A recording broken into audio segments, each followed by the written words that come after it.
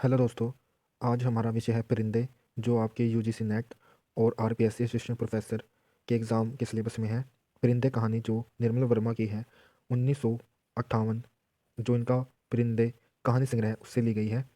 इससे पहले हम निर्मल वर्मा के बारे में कुछ जान लेते हैं। देखिए, निर्मल वर्मा 3 अप्रैल 1929 शिमला में इनका जन्म हुआ। मृत्यु 25 अक्टूबर 2005 दिल्ली में। पिता नंद कुमार वर्मा। इनकी जो मुख्य रचनाएं, इन्हें उपन्यास भी कह सकते हैं हम। उपन्यास है रात का रिपोर्टर 1989 में, एक चित्रा सुख 79 में, लाल टीन की छत 74 में, वे दिन इनका पहला उपन्यास है 1958 में, परिंदे 1958 में इनकी कहानी संग्रह है, अंतिम आरण्य 2000 में, ये इनके उपन्यास है। पद्म विभूषण साहित्य अकादमी पुरस्कार ने 1985 मिला। क्वेश्चन आ जाता है कि साहित्य अकादमी पुरस्कार निर्मल वर्मा को कब मिला? 1985 में। ज्ञानपीठ पुरस्कार भी इन्हें मिला है 1999 में। एक माया दर्पण कहानी है जिस पर इनकी फिल्म बनी है 1973 में। अब देखते हैं कि कहानी संग्रह कौन कौन से हैं।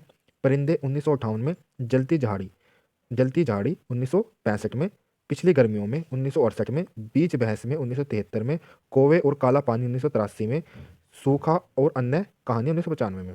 अब इसको आप ऐसे एक फ्लो में याद कर सकते हैं। परिंदे 1958 में इनकी पहली कहानी, तो आपने याद रखनी है। परिंदे क्या कर रहे हैं? जलती झाड़ी में। परिंदे कहाँ जले? जलती झाड़ी में। कब? पिछली गर्मियों में। परिंदे जलती झाड़ी में पिछली गर्मियों में। बीच बहस में कौन? बीच बहस में कौन? कौवे और काला पानी। जो बीच बहस में कौन आ गया? कौवे और काला पानी। 83 में, इसमें 73 के बाद 83, तो 10 का डिफरेंस है, तो ऐसे याद हो सकता है। सूखा तथा अन्य कहानी 1995 में।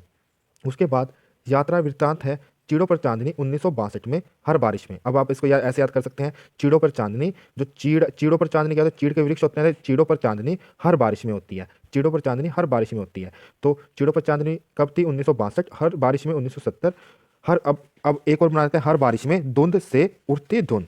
हर बारिश में धुंध से उड़ती धुंध। इस तरह चीड़ों पर चांदनी हर बारिश में धुंध से उड़ती धुंध 1996 में। इसको अगर बाई चांस सन में नहीं याद होते, तो अगर सीक्वेंस में लगाना आ जाता है, तो हम इस तरह अगर बनाएंगे तो हमें आसानी से याद रह जाता है कि इसके बाद ये आया था।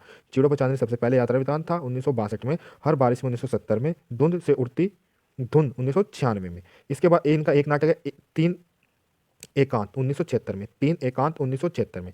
संभाषण, इंटरव्यू और पत्र वगैरह थे इनके। दूसरे शब्दों में 1999 में। प्रिया राम 2006 में। संसार में निर्मल वर्मा, ये इनके साक्षात्कार और संभाषण थे। प्रिया राम दूसरे शब्दों में। संचयन, दूसरी दुनिया 1978 में। प्रतिनिधि कहानियां 88 में। शताब्दी के ढलते वर्षों से 1995 में। 11 लंबी कहानियां 2000 में।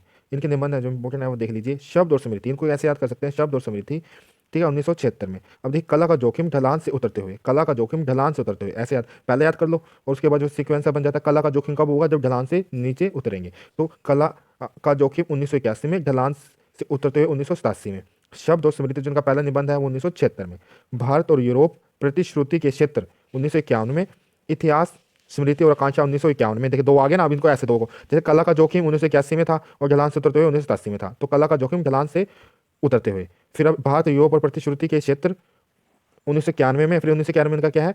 इतिहास, भारत का इतिहास लगा लो, ऐसे कर लो, भारत का इतिहास, स्मृति और आकांक्षा 1991 में। आदि अंत, इतिहास का आदि अंत और आरंभ 2001 में। सर्जना पथ के सहयात्री 2005 में। साहित्य का आत्म सत्य 2005 में। अब ये भी सर्जना पथ के सहयात्री 2005 में, साहित्य का आत्म सत्य 2005 में।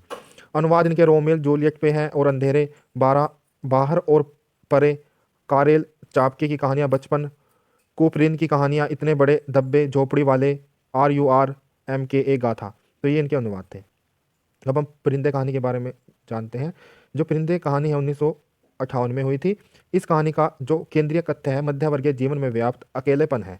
जो मध्यवर्गीय जीवन है, जो मिडिल क्लास फैमिलीज हैं, जो शहरी जीवनों में जो अकेलापन है, उसको इस कहानी में दिखाया गया है। सभी चरित्र ना सिर्फ अकेले हैं, जितने भी इसमें पात्र हैं वो ना केवल अकेले हैं, बल्कि कभी ना खत्म होने वाले इंतजार की समरूपता के आधार पर बनाकर लेखक ने इसका जो नाम है परिंदे रखा है। तो इसमें जो पात्र हैं जितने भी, ये सब अकेले हैं और वो इंतजार कर रहे हैं जो कभी खत्म नहीं होने वाला, फिर भी इसको, इस कहानी के आधार पर इसको नाम परिंदे रखा गया है। पात्र इसकी जो मुख्य पात्रिका है वो लतिका है, जो हॉस्टल वार्डन है। लतिका, डॉक्टर मुखर्जी आते हैं या मुखर्जी, ये दो हैं। कहीं कहानी में लिखा था मुखर्जी, कहीं मुखर्जी, तो मैंने दोनों देख लिया, अगर ऑप्शन में आता है तो देख लेना। मिस्टर ह्यूबर्ट है, ये जो है म्यूजिक के टीचर हैं स्कूल में। विद्यार्थी है, एक सुधा है, एक और जूली, जोलियत एक जूलियत है, ये दोनों एक ही हैं, ठीक है। और आर्मी ऑफिसर है गिरीश नेगी, जिनका जो लतिका है उनके साथ प्रेम संबंध था और ये शहीद हो जाते हैं। तो लतिका जो है इनकी क्या करती है, प्रतीक्षा करती रहती है, उनकी याद में ही रहती है सिर्फ, और अपने घर भी नहीं जाती, हॉस्टल की छुट्टियां पड़ने के बाद भी हॉस्टल में ही रहती है।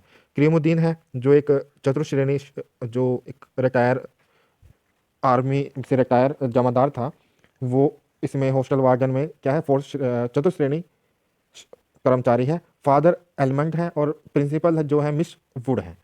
मनुष्य की चेतना मन और अवचेतन मन का द्वंद दिखाया है इस कहानी में। जो है, जो चेतन मन है हमारा और अवचेतन मन है, चेतन मन अवचेतन मन के बीच जो है द्वंद को दिखाया गया है।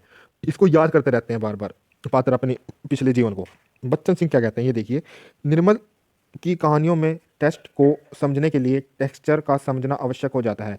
इसमें परंपरा अनुमोदित जटिल कथा वस्तु नहीं है, विचार को नया अनुक्रम देने का प्रयास नहीं है, आकर्षक आरंभ और चमत्कारपूर्ण समापन नहीं है। इनमें जीवन की आंतरिक लय को बांधने की कोशिश की गई है। रूप का स्थान रूपायन फॉर्मेशन ने ले लिया। ये किसने कहा, बच्चन सिंह ने कहा। इसको आप याद कर लेना क्योंकि क्वेश्चन आ सकता है कि क्या कहा है। डॉक्टर शिव कुमार शर्मा निर्मल वर्मा की कहानियों में सर्वथा एक नया मोड़ है। वे भारतीय परंपरा से कटकर पाश्चात्य परंपरा से जोड़ना चाहते हैं। वे भारत में रहकर अपनी कहानियों में विदेशी प्रवेश की कल्पना करते हैं। इनकी कहानियों की में अफ्रीका, सेलिब्रेशन, वियोजन, पृथक्करण तथा साम्यवादी साम्राज्य द्वारा आयोजित कंसंट्रेशन कैंपों जो यात्रा देते हैं, जिनमें जो शिविर हैं उनका लेख मिलता है। किंतु हिंदुस्तान की निपिट गरीब चर्चा इन कहानियों में नहीं मिलती। जो हिंदुस्तान की गरीब जनता है उसका इसमें चित्रण नहीं मिलता। जो यात्रा जिसमें पनिशमेंट दी जाती है, जिसमें जो शिविर होते हैं, उसमें इसकी जो कहानी है उनका उल्लेख मिल जाता है। डॉक्टर चित्तरंजन मिश्र कहते हैं, निर्मल वर्मा ने आधुनिकता और आधुनिक मनुष्य को उसकी विसंगति और चुनौतियों को संबंधों की भावुकता के कारण मनुष्य को स्वतंत्रता एवं उसके अस्तित्व के समक्ष उपस्थित खतरों को अत्यंत गहन ढंग से मुक्त कर देने वाली काव्य भाषा में और कहानियों में भी जीवन के दार्शनिक प्रश्नों को उठाने की कोशिश की है। यह दार्शनिकता नितांत आध्यात्मिकता से भिन्न है। ये कौन कहता है, चित्तरंजन मिश्र। अब देख लेते हैं इसमें और क्या है। परिंदे कहानी, परिंदे कहानी में व्यक्तिवाद अधिक दृष्टिगोचर होता है। जो व्यक्तिवाद सिद्धांत है वो अधिक दृष्टिगोचर होता है। पात्र स्वयं की अनुभूतियों का अधिक चित्रण करते हैं। रोमांटिक प्रेम के तत्वों में अवसाद की गहरी छाया विद्यमान है। क्योंकि जो कहानी है उसमें सिर्फ जैसे लतिका जो इसकी मुख्य पात्रिका है वो नेगी से प्रेम करती है, उसकी शहीद हो जाता है, तो आगे वो उसी की जो याद में रहती है। सीधा डॉक्टर है, डॉक्टर बर्मा से आता है, और डॉक्टर जो बर्मा से आता है भारत में, तो उसे अपनी पत्नी की याद आती है, पर वो अभी शादी नहीं करता। इस तरह से जो म्यूजिक टीचर ह्यूबर्ट है वो भी लतिका से प्रेम करता है, लतिका अपने पूर्व प्रेम के कारण उसको स्वीकार नहीं करती। तो इस तरह जो है अवसाद की जो छाया है इसमें विद्यमान है। पूरी कहानी में विद्यालय का वातावरण छात्र जीवन की झलक है। लतिका छात्रावास की अध्यक्षा है। परिंदे कहानी पर अस्तित्ववादी, व्यक्तिवादी और अस्तित्ववादी चेतना का प्रभाव दृष्टिगोचर होता है। इस दर्शन का प्रारंभ जो अस्तित्ववादी है, मानव की विवशता, जो मानव है कुछ नहीं कर पाता, विवशता, बेबसी और असहाय की स्थिति से होता है। और ये पूर्व द्वितीय शैली का प्रयोग है। जैसे आज्ञा का उपन्यास था एक शेखर एक जीवनी, उसमें फ्लैशबैक, और जैसे उसने कहा था उसमें फ्लैशबैक, तो इसमें भी इसका प्रयोग हुआ है। तो अब मिलते हैं हम अगली कहानी में। धन्यवाद।